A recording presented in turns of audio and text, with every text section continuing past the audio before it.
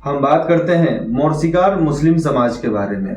मोर्शिकार मुस्लिम ये आम तरीके से पहले इन लोगों का जो कला संस्कृति था आप लोगों का, वो तो आप लोगों ने बहुत तरीके से पीछा किया, लेकिन फिर भी गरीबी, भूखमरी, चाहे भूख ने इस कदर आपको परेशान किया कि आप मतलब आज हम लोग अत्यंत पिछड़ा वर्ग में आते हैं। किसमें? अत्यंत पिछड़ा वर्ग में आते हैं। क्यों आते हैं?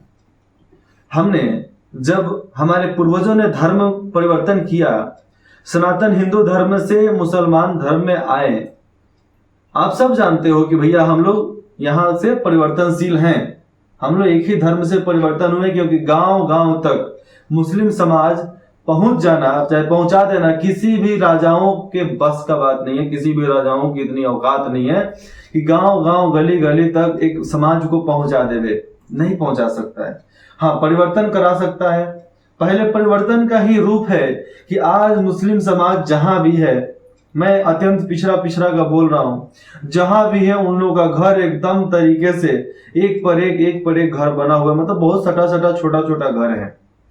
जो लोग बाहर कमाए हैं, अरब देशों में जाकर कमाए, वही आकर फिर जमीन खरीद कर अपना घर बना पाए हैं। मतलब अपने मेहनत से बनाए, कोई सरकार चाहे कोई राजा वगैरह कुछ नहीं किया है। अरे भैया, जब सूरज निकलता है ना तो सब पर निकलता है, चाहे कोई भी हिंदू कोई भी मुसलमान हो, सब पे निकलता है। बारिश होता है तो सबके लिए होता है, भूखमरी होता है तो सबके लिए होता है, बाढ़ आता है तो सबके लिए होता है। तो भैया हम जब किसी नेता को चुनना रहता है तो धर्म क्यों मान लेते हैं?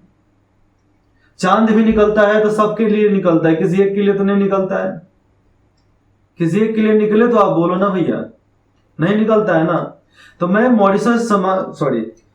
मोर्शिकार समाज के जितने भी मुसलमान हैं, मैं आपसे कहना चाहता हूं, सवाल पूछना चाहता हूं, क्या आपके बच्चों के बेहतर भविष्य आपको दिख रहे हैं? क्या आपके बच्चों के लिए बेहतर एजुकेशन सिस्टम है? यहाँ पे आप 11-12 की बात कर लो, ग्रेजुएशन की बात कर लो, चलो भैया पढ़ भी लिए, पढ़ने के बाद भी उस डिग्री का इस्तेमाल कहाँ हो रहा है, कैसे हो रहा है, ये कभी आप लोगों ने कभी सोचा क्या? लेकिन मैं इसी के लिए खड़ा हुआ, मैं इसी के लिए जागरूकता लाना चाहता हूं कि लोग समझे, लोग सोचे, हर कोई सोचे कि भैया हमारा अधिकार भी हमें मिलना चाहिए। संविधान में हमें अनेकों प्रकार के प्रावधान दिए गए, लेकिन हमने वो प्रावधानों को ना कभी पढ़ा, ना कभी सुना, और ना किसी ने अमल करने के लिए शक्ति दिया हमें।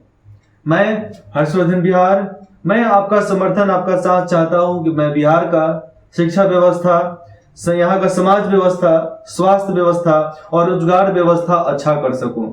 बस इसके लिए आपको सोचना पड़ेगा भैया किसको चुनना है। जो दूसरे को गाली दे रहे हैं, जो दूसरे को कुछ भी बोल दे रहे हैं, उनको आपको वोट देना है, कि एक दूसरे के ऊपर जो आवाज प्रति आवाज कर रहे हैं उनको आपको देना है। आज किसी भी नेता को उठा लो, एक दूसरे की बात करता है, ये नेतागण कभी भी जिंदगी में सक्सेस होते ही नहीं है। मैं बताता हूं, मेरा साफ मकसद है, मुझे राजनीतिक दल, राजनीतिक पार्टियों की फायदा नहीं चाहिए, मुझे अपने बिहार का फायदा चाहिए। अगर मैं अपने बिहार का फायदा दिखा देता हूं ना, मैं अपने बिहार को डेवलप कर देता हूं, तो मुझे किसी भी प्रचार की जरूरत नहीं पड़ेगी। मुझे प्रचार करने की जरूरत नहीं पड़ेगी। एडवर्टाइजमेंट में, प्रचार में जितने भी खर्चे होते हैं बाकी पार्टियों का, उतना तो मुझे करना नहीं पड़ेगा। लेकिन मैं इतना बताऊंगा कि हर ब्लॉक के इलाके में, जितने भी ब्लॉक हो गए, मैं ब्लॉक के इलाके में जाऊंगा, क्योंकि वहां से गांव अटैच होते हैं, क्योंकि हर ब्लॉक से ही सारे गांव कनेक्टेड होते हैं। तो ये तरीके से मैंने बहुत सारे यहाँ पर रिसर्च किए हैं, तो बहुत चीज मिला है मुझे। लेकिन आपको ये सोचना पड़ेगा कि हर बार आता है, आपके गांव में तबाही लाता है, आप भी पीड़ित होते हो, आपके साथ वाले समुदाय भी पीड़ित होते हैं। कोई अकेले के लिए तो बाहर आता नहीं है। सूखा भी आता है तो सब किसी के लिए आता है, किसी एक के लिए नहीं आता है। लेकिन फिर भी हमें जब वोट देने का अधिकार मिलता है तो हम किसी दूसरे समुदाय को कैसे चुन लेते हैं? चाहे क्या मुखिया, क्या वार्ड, क्या विधायक, क्या सांसद, क्या मेयर। मैं एक की बात क्यों बोलूं, मैं सबकी बात बोलूं ना। आप सबको डिसाइड करना होगा कि भैया आपको क्या चाहिए। आपको एक ऐसा नेता चाहिए जो अपने के लिए बात करे, कि आपको ऐसा नेता चाहिए जो केवल आपके लिए बात करे? क्योंकि अपने और आपके लिए बात करने में बहुत अंतर होता है। कोई छोटी मोटी बात नहीं हो जाती है कि ऐसे ही देख लेंगे, कर लेंगे कर लेंगे। बस समर्थन और साथ चाहता हूं आपका, क्योंकि हम तपोभूमि, संघर्ष भूमि, धर्म भूमि और अपने कर्म भूमि पर हम जन्मे इंसान हैं। तो हमारा फर्ज बनता है अपनी मिट्टी की रक्षा करना, अपनी मिट्टी के लिए बहुत कुछ करना। क्या आप हमारे लिए तैयार हैं? क्या आप हमारे साथ हैं? आप अपना जवाब हमें दे सकते हैं। जय हिंद, जय बिहार।